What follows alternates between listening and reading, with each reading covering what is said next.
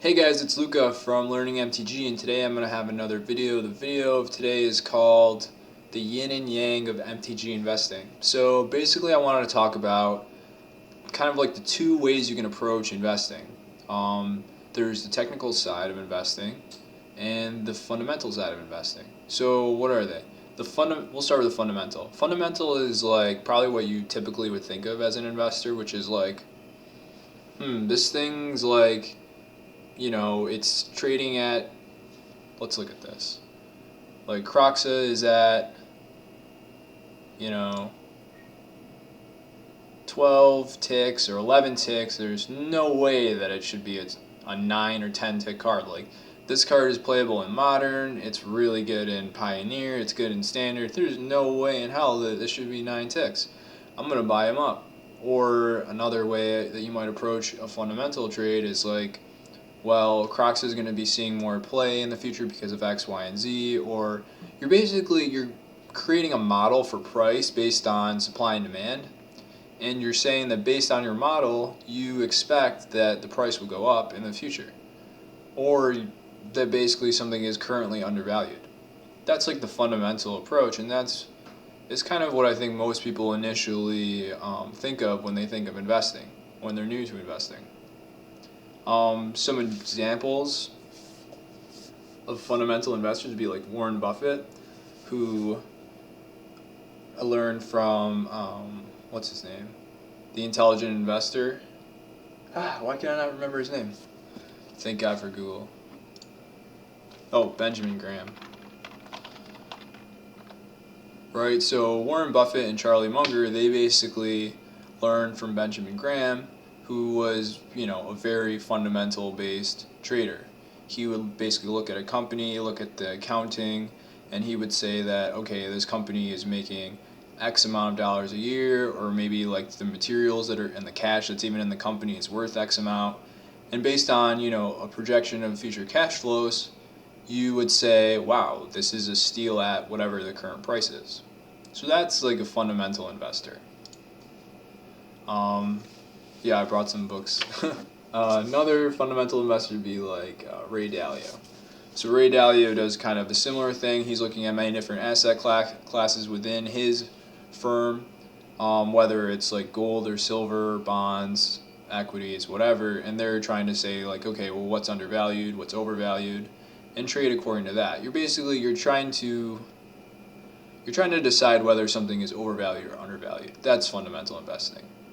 Now, let's think about the other half of investing. The other half of investing is like, we have no idea whether something is overvalued or undervalued, but I see that guy's buying it, so I'm going to buy it. Or I see that guy's selling it, so I'm going to sell it. And this is, this is technical investing. And this is what I've really been learning a lot about recently. As I learn more about, trading in equities and trading in all sorts of different markets. There's this sense that, okay, prices don't move randomly. Let's even look at this price chart right here for Croxa. God, stay still. Right? It's not like jagged up and down all over the place. Yes, there is a lot of jaggedness, but it does seem to move in kind of waves. Wave down, a wave up, a wave down, a wave up, a wave down, a wave up, a wave down, a wave up. And if you're going to assume that prices move in these waves or move in trends, uptrends and downtrends, then another strategy of investing is, okay, let me try to get in sometime in the beginning of an uptrend and try to get out before I lose too much money. Or try to get out when I notice that the trend is reversing. Basically, you're no longer trading based on some kind of model for what the price should be. You're now trading based on what is happening with price. If price starts going up, I want to buy. If the price starts going down, I want to sell. So it's like a very opposite type of investing, because you can imagine a fundamental investor, if he says, hey, I think Crocs is worth way more than 10, I'm going to buy, and the price goes down to 9, a fundamental investor would be like, okay, let me buy more. I thought it was good at 10, I'm going to think it's good, even better at 9. A technical investor, as opposed to the fundamental investor, wants to buy when the price is going up. So the price starts going up. wow, this thing has been going up steadily for 2 weeks. I want to buy now. And then it keeps going up more. Oh, wow, the price is still going. That's like confirmation that there is an uptrend. I'll buy even more. And then similarly, when the price is going down, they want to sell. So it's very interesting, and they kind of rely on each other. It reminds me a lot of Volterra, like predator prey models, kind of. I don't know if these are connected at all, but it's kind of like when they kind of need to exist on each other. If there's no prey, the predators die, and if there's no predators, then the prey like overpopulates and kills itself. Maybe that's kind of connected, but basically what I'm trying to get at here is if there's no fundamental investors, then the price will just keep going down, down, down, down, down, theoretically. It's only the fundamental investors that, when you see these like really sharp V shapes here, to me that's like fundamental investors stepped in. Fundamental investors stepped in and say there's no way Crocs should be this low, I'm going to buy.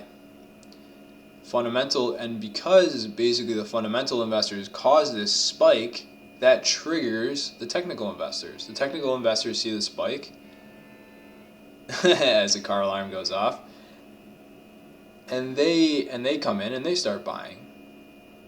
And then the price keeps going higher and higher because more and more of these technical investors kind of like, they buy off of each other's hype, but at some point the fundamental investors are like, hey, like this is not worth 30 or whatever. And the fundamental investors start selling. The selling causes the technical traders to start selling, which causes all the technical traders to start selling, which causes a spike down in price. So that's kind of the gist of it, I guess. And then I think as a trader, you need to kind of know what angle are you coming from. Are you making your trades based on technical principles or fundamental principles? And that's going to really affect like how you get in on a trade and when you sell and all that sort of stuff.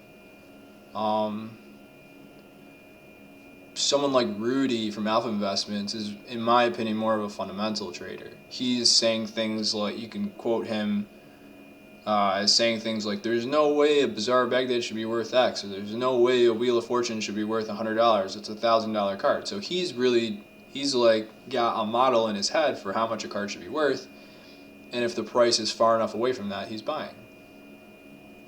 Me personally, I think I'm more of like a technical trader in all the trades I like to make. I like to really, once there's like a momentum that's picking up, that's when I like to get in, personally. That's my personal style.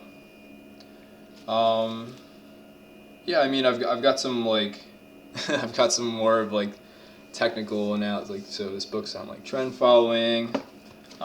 This book's on technical analysis of stock trends, and then even some of the weirder stuff like Elliott wave principle.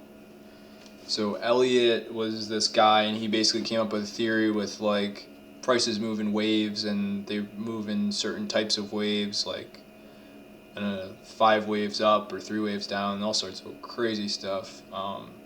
But yeah, I think, and I like to read about these sorts of things. So if you're maybe getting into magic investing, you might want to start reading about how do professionals in the stock market see trading. How do they use technical analysis? How do they use fundamental analysis? And then you can try to carry it over to magic. I hope this video was fun and informative, and I hope to see you guys in the next video.